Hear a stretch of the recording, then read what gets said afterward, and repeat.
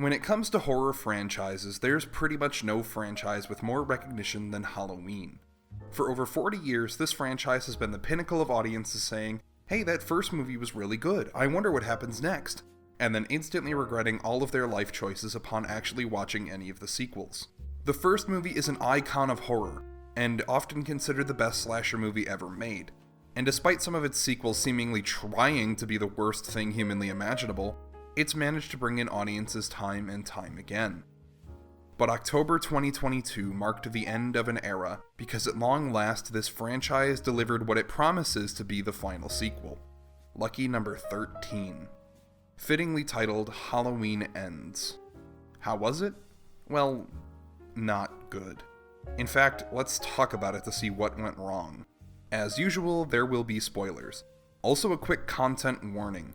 This movie is violent, and while I won't be showing most of it, there will be mentions of suicide and graphic violence. If that doesn't sound like your jam, feel free to avoid this video, or proceed with extreme caution. With that out of the way, let's get started. First of all, a bit of context. This is the fourth and final installment in the most recent timeline, starting with Halloween 1978, and then jumping to Halloween 2018, Halloween Kills, and finally, Halloween Ends. The current story is that Laurie Strode, a random babysitter, was brutally attacked on Halloween night, but barely managed to survive thanks to a combination of quick thinking and Donald Pleasance. Then, exactly 40 years later, the same man who attacked her escaped again. This man, Michael Myers, proceeded to hunt her down, leaving a trail of bodies in his wake. After failing to kill her twice in one night, he vanishes. The beginning of Halloween Ends treats us to yet another spooky event on Halloween night, exactly 1 year after Michael's attack. This kid locks his babysitter in the attic as a prank, and the babysitter, named Corey, kicks the door until it's forced open. The door hits the kid, sending him off a balcony and plummeting several stories before instantly dying right in front of his parents. Everyone in Haddonfield blames Corey, not believing that it was an accident. Everyone except Laurie Strode, that is, who sets him up on a date with her granddaughter, Allison. In the years since Michael's disappearance, Laurie has actually been doing pretty well, trying her best to move on from the events of Halloween past. She tries this by baking pies, writing a memoir, and living in a house with Allison. However, everyone in Haddonfield is super focused on being a nuisance to her. What you smiling about? What did you buy at the store? I'm sorry? I'm sorry? I'm sorry, I don't understand. Do you see what he did to my sister? Meanwhile, Corey and Allison hang out a bit, and this is the moment alarm bells went off in my head. Oh no, is this going to be a romance movie? Ugh, absolutely wonderful. Fantastic. Why do movies insist on doing this? I'm here to watch Michael kill people, not this. But wait, it gets worse. They have another hinted romance with Laurie, too. Fortunately, only one of these is focused on. They go to a Halloween party with the world's most awful flashing lights. Seriously, it flashbanged the audience a few times a second for several minutes on end. While at the retina-destroying party, Corey's mask falls off, causing him to get recognized by this lady, who happens to be the mother of the kid who died at the beginning. She screams at him, because of course she does. This causes the thing everyone loves, where the romance is temporarily broken up only for tragedy to strike. The tragedy this time is that Corey is flung off a bridge and gets dragged into the sewer. This is when the real plot actually starts, and I cannot overstate how stupid it gets. Are you ready? The person who dragged Corey into the sewer is none other than Michael Myers. The legendary and overly brutal serial killer Michael Myers brings some rando into the sewer, gives him a little sensual choking, and then just lets him go. Why? I don't know, and neither does the movie. Corey then proceeds to stab this homeless guy in order to prep for a big date with Allison or something.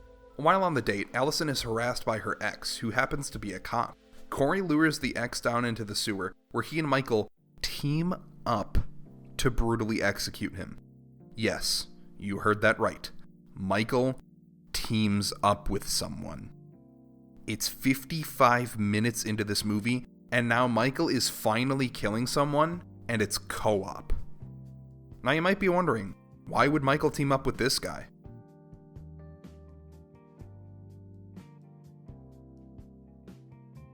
Allison finds out that one of her coworkers got a promotion because she was sleeping with a doctor, so Corey and Michael tag team them like it's a bros attack. Laurie, meanwhile, who has been a bit uneasy about Corey, confronts him. Walt, I don't know, man. You've been seeming sus lately. It's almost like we have an imposter among us. You have your typical Halloween ominous dialogue, and then Corey decides to go absolutely wild. He crawls right back into that sewer, wrestles with Michael, steals his mask, and then goes on a really violent murder spree, which results in some dude taking a bullet for Corey. Some of the kills in this part of the movie are absolutely wild. Like this blowtorch kill I'm pretty sure I can't show on YouTube. He also kills a jerk radio DJ in a way I definitely can't show on YouTube. However, in this process, his tongue gets thrown on a record player and it bounces everywhere, which is like, why? What cinematic value does that add, David? So if you thought this was already bonkers, buckle up, because it's only the beginning. Yes, Michael Myers teaming up with some guy he dragged into the sewer is somehow normal by this movie's standards. Because then we get treated to Laurie pulling out a gun, calling 911, and reporting a suicide, and then putting the gun up to her head. She then goes off screen and fires.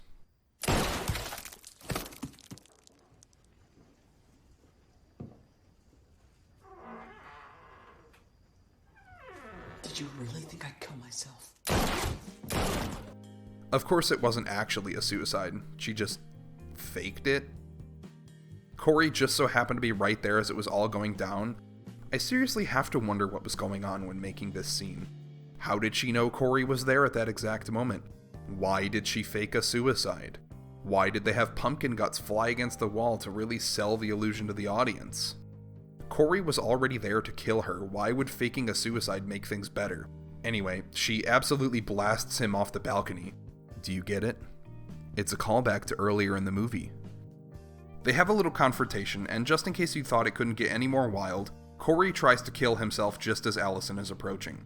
He did this to frame Laurie for killing him. This is now the second time in like 5 minutes people have used suicide to affect some character they shouldn't have even known was there. Why? This is the most contrived, ridiculous, unbelievably stupid series of events I've seen in a long, long time. It feels straight out of JoJo's or something. So, yeah. Allison walks in at the perfect time, gets all upset, and storms out, leaving Laurie to cry on the floor. However, there's one key feature this movie has been lacking. Michael. Remember, he barely showed up until about an hour in and has barely done anything. Fortunately, he's rather angry about Corey stealing his mask, so he snaps Corey's neck, reclaiming his mask. Naturally, Laurie is still there, so the two get into a crazy duel. Michael tries shoving her hand into a garbage disposal, and Laurie manages to barely get the upper hand, pinning Michael to a table in an unbelievably brutal fashion. Laurie gives a fun little speech about it, taunting him. Michael doesn't like that very much, and rips his own hand in half to try and choke her. It then shows a montage of their previous battles, and Laurie accepts defeat. And then Allison shows up out of nowhere to save the day. The two of them team up to finally kill Michael. Why does Allison show back up? I don't know. Dramatic effect, probably. The cops then show up and decide to tie Michael to the roof of a car like a Christmas tree, driving throughout the streets of Haddonfield. This naturally attracts everyone's attention, and they start a massive parade until reaching the scrapyard, where Michael is then dumped into an industrial shredder, ensuring that Halloween ends. What a bonkers movie. I cannot believe that this is real. When I first watched this, I thought it was some sort of joke. I thought there was no way it was real. I watched it on Peacock, so I half expected Ashton Kutcher and the crew of Punk'd to just roll up and scold me for trying to watch it on Peacock instead of in theaters or something. But no, apparently it's very real. Somehow. I have now seen every single Halloween movie, and this is by far the weirdest. Yes, even including that one. This movie promised Michael, and it barely delivered on it. It's half an edgy romance movie featuring copious amounts of trauma, and half a ripoff of It. This movie wants to be It so bad. Like, dude, dragging people into sewers, convincing some dude at the end of his rope to help the killing spree. I guarantee you this movie is in some way a response to It. The resemblance is equally uncanny and dumbfounding. But even after doing that, this movie just makes no sense. It doesn't justify anything that happens, character motivations are unbelievably unclear, and it feels extremely different in tone to any of the previous 12 movies in this franchise. And there's barely any Michael Myers. I know Halloween 3 has exactly 0 Michael, but it also didn't promise any. This movie promised to be an epic showdown between two juggernauts of horror, and I thought there was no possible way they could screw that up. It's about halfway through the movie before Michael even does anything, and even then he scores like 3 kills in the entire movie. I don't even hate the concept. I like the idea of someone imitating Michael to terrorize Haddonfield. However, not only is it handled poorly, it was also intended on being the finale to this franchise. If this had been what happened in Halloween Kills, and it was executed in a way that was, good, I think I would have actually liked it. It could have been a somewhat interesting exploration of trauma and the legacy and all that. But I do think that's asking a bit much from the people who made this. I will say some positive things about this movie though. It sure is entertaining. I was laughing a lot the whole time, like for this transition. Let's go. This is delicious. My complete bewilderment at this movie was actually pretty fun to experience. My jaw hit the floor several times, and not in a good way. I had a great time watching this and seeing the stupidity increase exponentially. It's an unbelievably crazy movie. I think a better director and writer could have fleshed it out more and made it better, but as it stands, it's a really fun movie with some nice shots and some awful decisions that compile faster than student loan debt. I'm gonna give this movie a 4 out of 10. A lot of my enjoyment was ironic, but I'm sure a rewatch would make it far less entertaining. So, if you're bored this October, give this one a watch. Unless you have epilepsy, then definitely skip this one thanks to that party scene. In fact, you know what? I'm knocking it down to a 3 just for that. So, yeah, I regret watching this movie. But I hope you didn't regret watching this video. If you liked it, consider subscribing. It means a lot to my channel. Also, if you made it this far, feel free to comment your favorite Halloween activity, and I'll give your comment a heart.